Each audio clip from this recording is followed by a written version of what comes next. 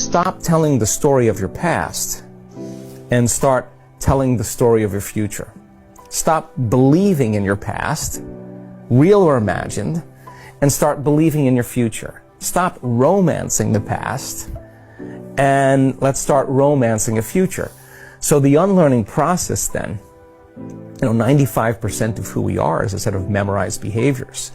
Automatic emotional responses, unconscious habits, hardwired attitudes, beliefs, and perceptions that are automatic like a computer program. So if we're in a program, then we're unconscious.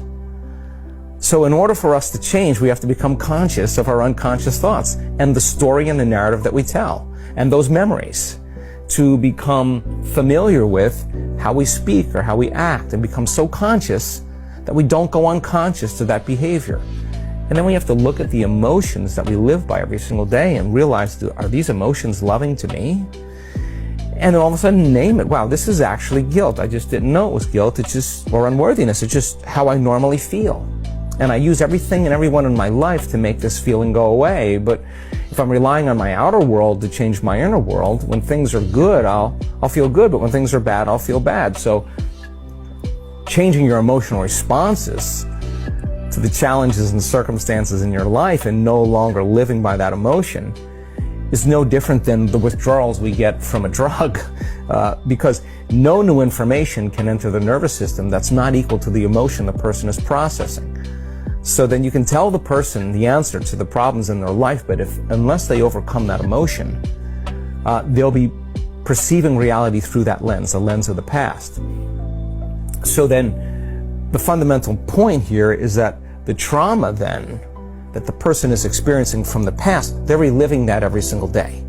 So then when it comes time to be defined by a vision of the future, if you're living in the past, it's so much easier to forget that vision than to remember it. So how do we remember the vision of the future? Well, we got to feel the feeling of the emotion before it occurs, before the event occurs.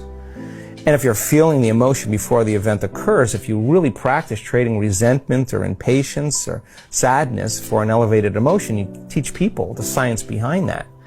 If they're feeling the emotions of their future, they'll believe in their future more than they believe in their past. Teach them how to hold the intention of what that future is. And you take that thought and the feeling, the image and the emotion, the stimulus and response, and you can actually condition the brain and body into a different state of being. What's the importance of that? Somehow, the disease is there, and now the disease is gone. Somehow, the person's life wasn't changing because they weren't changing. The moment they start changing the way they think and the way they act and the way they feel, all of a sudden their life starts to change. So what's the importance of that? Well, if you're doing the work and you're seeing your life changing, you're going to want to do more of it.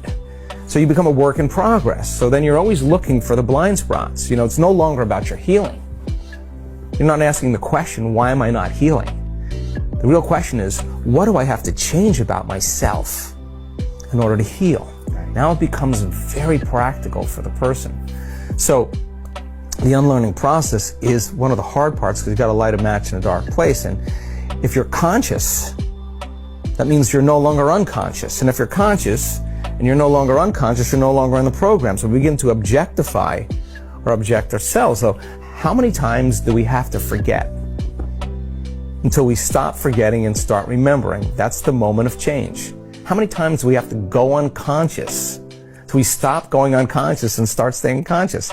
That's the moment of change. And God, we get numerous opportunities in life. Every day is one lifetime. And if you just decided before you started your day who you no longer wanted to be in thought, behavior, and emotion, just remember that, stay conscious of it, and who you do want to be.